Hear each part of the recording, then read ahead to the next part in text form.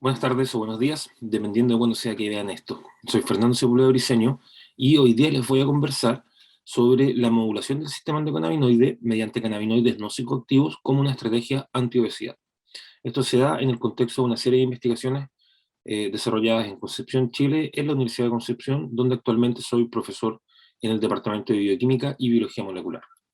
Como ustedes deben saber, y si no, les cuento, la obesidad es un problema a nivel global serio. En Chile tenemos números pésimos, encabezamos un ranking que nadie quiere encabezar, pero esto a nivel global es una situación crítica. Se espera del desarrollo de obesidad que sea una pandemia con el paso de los años.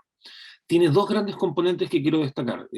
Tiene una complejidad cultural también interesante y muy relevante, pero yo me quiero referir a algo bien particular, bien específico, que es que existe un marcado desbalance en el consumo de calorías, una malnutrición por exceso, característica de los procesos de desarrollo de obesidad, y también existe una inflamación crónica que es relevante en todas las comorbilidades y efectos deleterios que la obesidad puede tener, en este caso en una persona que la desarrolla. Para provocar un poco, y siempre en el contexto de una introducción, de una parte inicial, tengo dos preguntas para ustedes. Uno es que pensemos cómo debería ser una adecuada estrategia antiobesidad. ¿Qué características debería tener en consideración con lo que mencionábamos antes, este desarrollo, ¿no es cierto?, esta malnutrición por exceso, esta ganancia de peso corporal y también esta cronicidad en la respuesta inflamatoria? Y una pregunta más específica aún, que espero responder durante el desarrollo de esta charla, es ¿qué debería ocurrir con el sistema endocannabinoide? ¿Cómo debería ser una adecuada respuesta, en este caso, en consideración de si hay que activar o hay que inhibir los receptores para cannabis? Me refiero a los receptores CB1 y también los receptores CB2. Bueno, como les digo, espero poder responder esas preguntas y para andar inmediatamente en materia, fíjense que el sistema endocannabinoide es un sistema que es modulado por la planta cannabisativa y la planta cannabisativa a su vez presenta una gran diversidad de moléculas. Los cannabinoides de los terpenos se acepta, por supuesto, que son las más relevantes, donde recaen, en este caso, las mayores propiedades biomédicas, y también se acepta que son moduladores del sistema endocannabinoide, sistema que está distribuido por todo el organismo y cuyos principales representantes son los receptores CB1 y CB2. En este sentido, se sabe que THC es un activador de receptores CB1 y de receptores CB2, de ambos, y CBD es un inhibidor de receptores CB1 y de receptores CB2, pero como vamos a ver más adelante, solo cuando hay presencia de activadores de receptores CB1 o receptores CB2.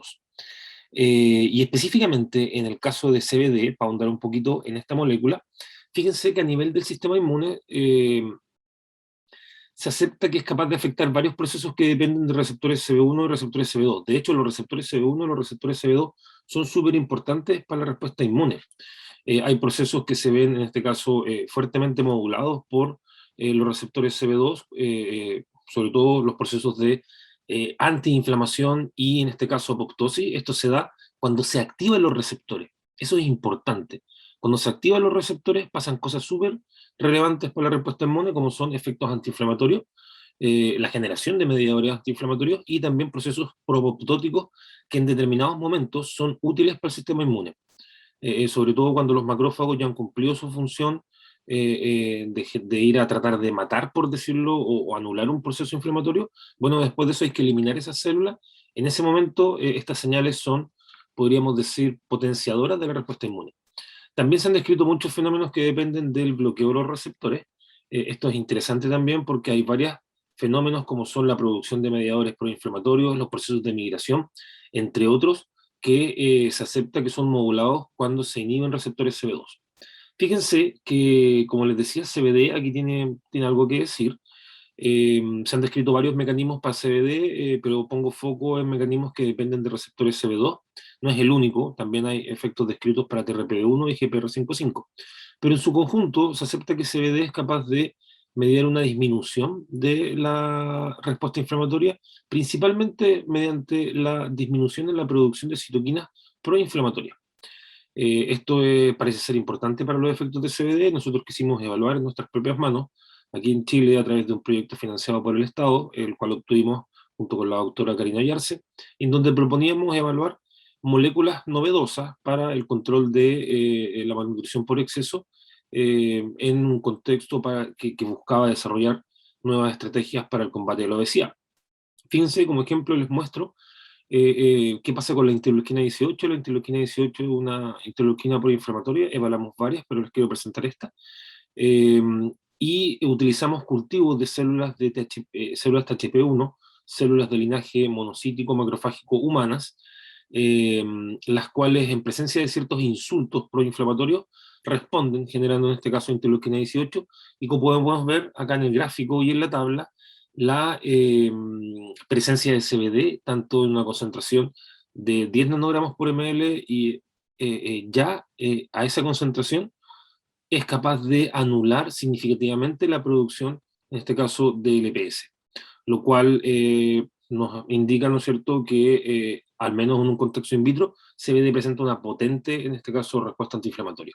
Evaluamos también otros procesos importantes para la inflamación, como es la migración celular, y acá encontramos algo bien interesante: los efectos parecen ser bifásicos. Hay concentraciones de CBD que generan una disminución de la capacidad de generar migración celular, como es una concentración de 10 micromolar, pero hay otras concentraciones que no. Y hablamos al menos tres concentraciones, 0,1, 1 y 1 micromolar, y resulta interesante reparar en que solo la mayor concentración de 10 micromolar fue capaz de disminuir significativamente los procesos de migración celular y también afectar de manera significativa los niveles de mediadores críticos para estos procesos, como son las proteínas B3 y SRC. Las concentraciones bajas no lograron ejercer este efecto, no disminuyen significativamente los mediadores de procesos de migración celular, lo cual es un punto importante a tener en consideración, este efecto bifásico que podría presentar CBD. Por otro lado, y algo lo cual veníamos trabajando desde hace más años atrás, me refiero en este caso a la comprensión de los mecanismos cerebrales, de cuáles son los circuitos que controlan la ingesta alimenticia. En ese sentido, en la Universidad de Concepción hay una tradición ya de unos 10 a 15 años de estudio de estos circuitos que son sensibles a los niveles de nutrientes y que modifican el funcionamiento de neuronas críticas para procesos de saciedad y también para procesos de hambre. María Los Ángeles García, quien sale en esa fotografía a la derecha abajo, ha venido estudiando estos procesos largamente, y en su momento ella me dio un espacio para trabajar en su laboratorio, lo cual yo siempre que puedo y tengo oportunidad valoro y agradezco mucho. ¿Qué pasa con los circuitos de la alimentación y cómo los cannabinoides afectan a estos circuitos? Bueno, varios grupos se han dedicado al estudio, tanto a nivel preclínico como clínico. Yo que simplemente les muestro como ejemplo qué moléculas que activan receptores, en este caso ACA, una molécula que actúa como un endocannabinoide, potenciador de receptores CB1, un agonista, aumenta la ingesta alimenticia, que es lo que se muestra en el gráfico de la izquierda, y moléculas que bloquean a estos receptores como rimonabant, una molécula que ha sido probada, de hecho, clínicamente, y que es un agonista inverso, un inhibidor de los receptores, genera en este caso lo contrario, una disminución de la ingesta alimenticia. Esto podría ser perfectamente desarrollado por THC. ACA es un ejemplo, en este caso, de moléculas que activan receptores CB1. Bueno, THC también, que lo que hacen, aumentan la ingesta alimenticia, lo cual es altamente aceptado en el área, como ustedes sabrán. Rimonabant, por otro lado, es una molécula que, como les decía, fue probado clínicamente. Es bien interesante la historia de Rimonabant, porque sabemos que hace lo contrario de lo que hacen los activadores de receptores CB1, hace lo contrario de THC. Los activadores como THC hacen que los animales, humanos y no humanos, aumenten la ingesta alimenticia y que, por supuesto, ganen peso corporal. El bloqueo de estos receptores, situación que fue evaluada utilizando Rimonabant, generó una serie de expectativas altas en el área porque tenía excelentes resultados a nivel preclínico, y en varias etapas clínicas resultó una molécula efectiva, aparentemente segura de las etapas en las que se probó inicialmente, pero que cuando se probó en una población más larga trajo serias consecuencias en la salud mental de las personas. Por lo tanto, aprendimos de esa situación que el bloqueo de los receptores CB1, sobre todo con moléculas tan potentes como Rimonabant, es un tema a tener presente. Bueno, nosotros quisimos evaluar nuestras propias manos qué es lo que pasaba utilizando animales preclínicos, animales de experimentación, como son las ratas, y alimentamos ratas, en este caso, con altas dosajes de CBD, y encontramos que la ganancia en peso corporal en las ratas alimentadas, ratas macho entre paréntesis, alimentadas con CBD, coadministradas con CBD, presentaban un menor aumento en el peso corporal. Por otra parte, con una metodología bastante sencilla, pero robusta en el tiempo, evaluamos la cantidad de alimento consumido al día. Y encontramos que aquellas ratas que fueron alimentadas con CBD presentaban una disminución significativa en la cantidad de la ingesta alimenticia evaluado en un contexto de una investigación preclínica. ¿Por qué pongo énfasis en esto? Porque esto ha sido evaluado clínicamente, particularmente en un artículo publicado en el año 2016 por Yadun y colaboradores en el Diabetes Care. A través de un estudio doble ciego randomizado se evaluó las propiedades metabólicas de una serie de cannabinoides y particularmente esto se hizo, como les digo, a través de un ensayo doble ciego randomizado donde se evaluaron 4 grupos que aquí les presento. Un grupo al cual solamente se le administró CBD, un grupo al cual solamente se le administró THCV, un cannabinoide no psicoactivo presente en la planta cannabisativa, un grupo al cual se le administró dosis iguales de THC con CBD, y un grupo al cual se le administró más CBD que THC en una proporción 20:1. Por supuesto, un quinto grupo fue el grupo placebo, y esto se hizo en doble ciego. ¿Por cuánto tiempo y en qué dosaje se utilizó el CBD? 100 miligramos al día, 2 veces, perdón, 100 miligramos 2 veces al día, el THCV 5 miligramos 2 veces al día, y la proporción de CBD-THCV fue de 5 miligramos a 5 miligramos, 2 veces al día nuevamente, y la 20:1 fue 100 miligramos de CBD, 5 miligramos de THCV, nuevamente 2 veces al día, por 13 semanas, lo cual no es poco tiempo. ¿Qué se encontró? A continuación, un breve resumen de varios gráficos tomados de este ensayo clínico, y interesantemente, y esto es importante, destacable, ¿no es cierto? THCV parece tener propiedades bien interesantes en humanos. Yo les recomiendo que lean este artículo, tiene una tabla bien amplia de una serie de parámetros que se midieron, pero quiero destacar algo. THC parece comportarse distinto, primero que todo, a CBD. Este es una cuantificación, en este caso, de adiponectina. La adiponectina es una molécula súper buena en altas cantidades. Conviene tener adiponectina disponible, genera efectos musculares, genera efectos a nivel hepático, efectos que son bastante benéficos para combatir la ganancia de peso corporal inducida por la obesidad.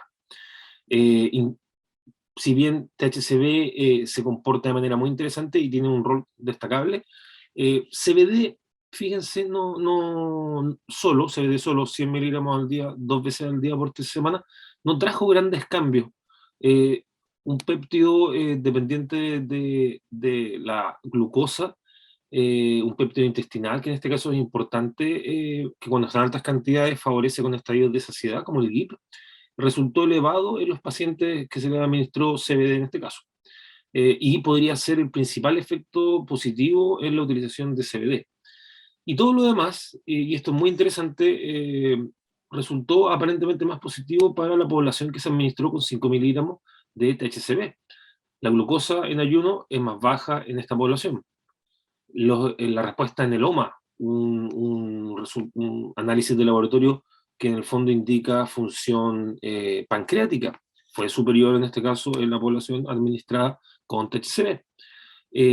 Los niveles de hemoglobina glicosilada en pacientes que en este caso tomaban metformina o tenían algún grado de control dietario fue significativamente reducida en este caso por la población administrada con THCV.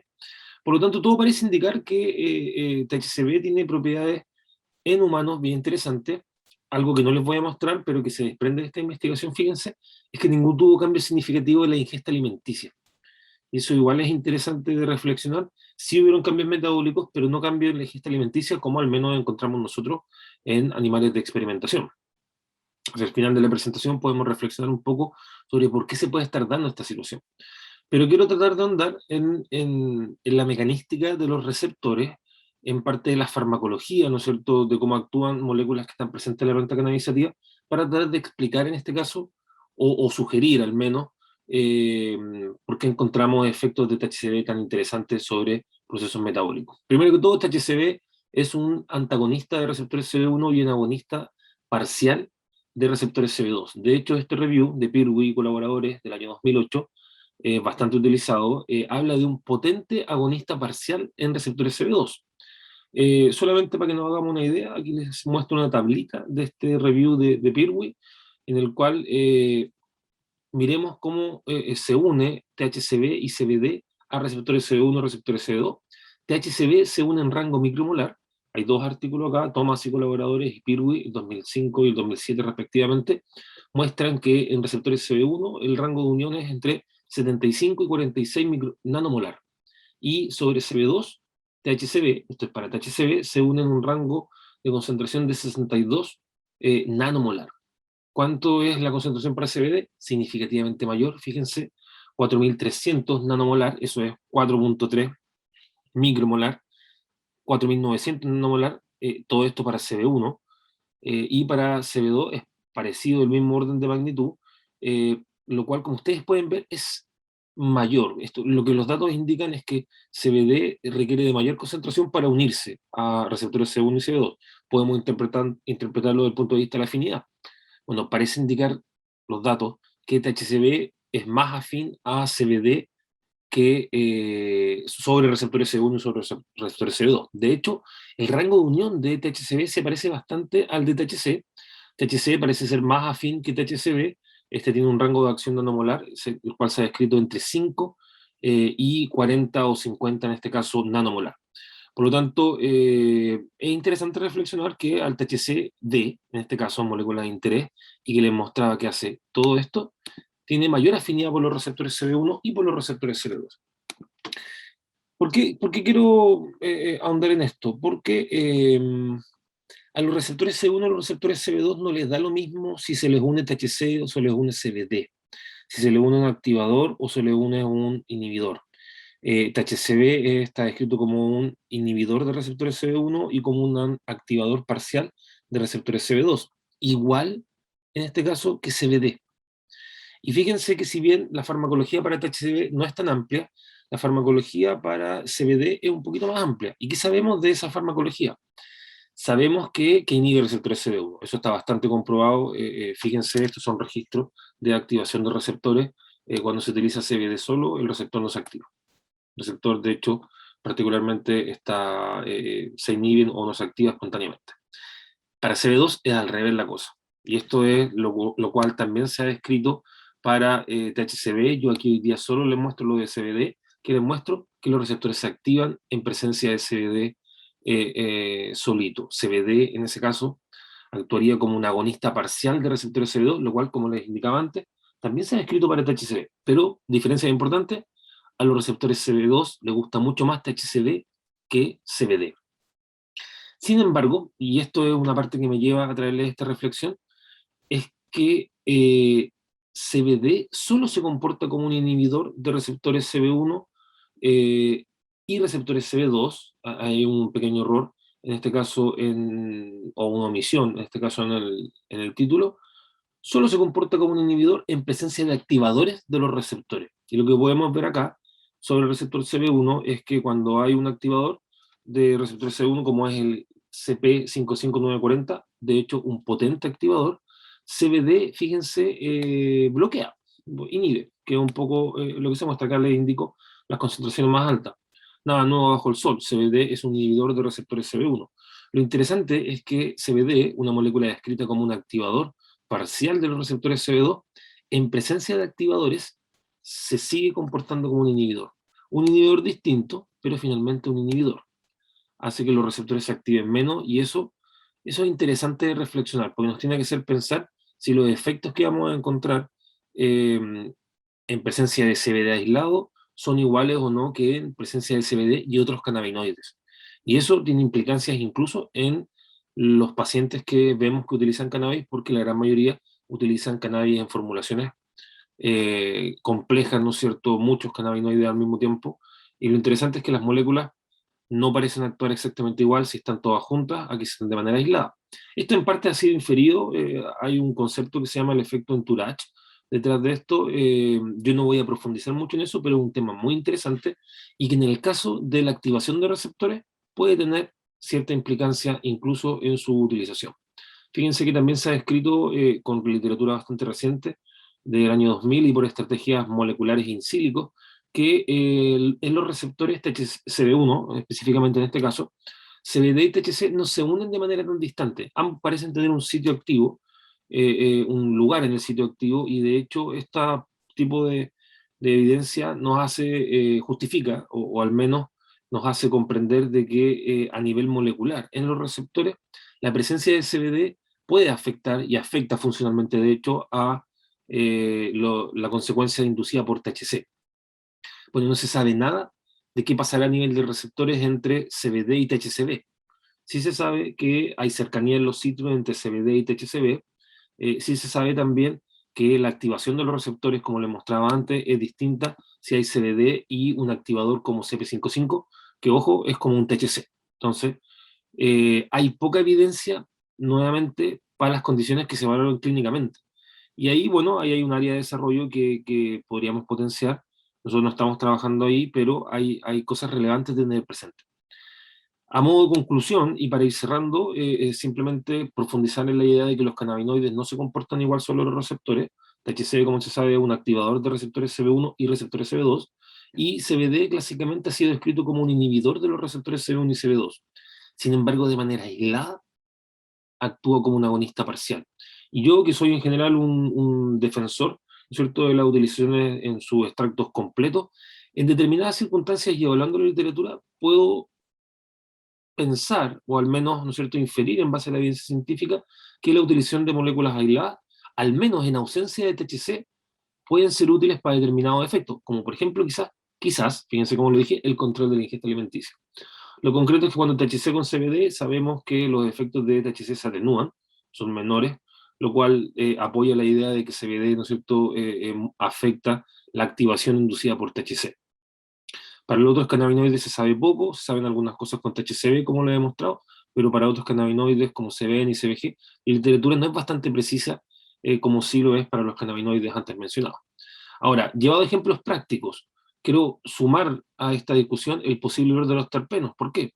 Porque se han descrito algunos terpenos que son capaces de activar receptores, específicamente receptores, en este caso CB2, y en el caso de tener una variedad que tenga alto THC y la presencia de beta-carotenoide, que es un cannabinoide súper común, fíjense lo que podría ocurrir es que haya una potenciación sobre receptores CB2. Esto en situaciones antiinflamatorias es bastante bueno. Sin embargo, en situaciones antiinflamatorias, o mejor dicho, situaciones inflamatorias como la obesidad, quizás no es tan adecuado dado el efecto orexigénico que produce, en este caso, moléculas como el THC. Ahora bien, ¿qué pasa si contrastamos esto con una variedad que tiene solo CBD, cáñamos, de los cuales hoy día hay bastante? Y también es común encontrar en estos cáñamos moléculas como el beta-carotenoide. Bueno, lo que tendríamos es, si se da en ese contexto, una estrategia que por un lado puede activar receptores CB2 y que sabemos que es capaz, en este caso, de inhibir receptores CB1. Eh, por lo descrito anteriormente, como les mostraba acá. CBD, ¿no es cierto?, inhibe receptores CB1, inhibe receptores CB1. Entonces, si lo llevamos en este caso a una situación antiinflamatoria o hacia el desarrollo de una estrategia que requiere de propiedades antiinflamatorias, CBD, en ausencia de THC y idealmente en presencia de moléculas como el beta-carotenoide, tiene excelentes propiedades para un desarrollo de una estrategia antiobesiva. Sobre todo si le sumamos que en el caso de los terpenos, como el beta-carotenoide, también se le han descrito propiedades inmunomoduladoras que afectan la producción de interleuquinas potentemente proinflamatorias, como son el TNF-alfa y la interleuquina 6 y la interleuquina 1 beta. Otro antecedente para apoyar que en presencia de esta molécula podríamos tener estas dos realidades, la realidad de producir un efecto antiinflamatorio poderoso y tener la capacidad de bloquear receptores CB1, lo cual se hace sumamente útil para el desarrollo de estrategias antiobesidad. Como conclusiones de este trabajo podemos concluir o indicar que el sistema endocannabinoide es un regulador crítico de la ingesta alimenticia y de procesos metabólicamente importantes. Moduladores del sistema endocannabinoide como CBD y el THCV son buenos candidatos para el desarrollo de estrategias antiobesidad. THCV y CBD presentarían propiedades parcialmente distintas en la modificación de parámetros metabólicos en pacientes diabéticos, y se debe aumentar la pesquisa de THCV en variedades presentes en nuestro ecosistema canábico debido a los interesantísimos efectos que este cannabinoide tiene a nivel metabólico. Termino agradeciendo siempre a las personas que parcialmente se han visto involucradas y el financiamiento durante este tiempo para las investigaciones que hoy día nos muestran. Muchas gracias y espero que estén todos muy bien.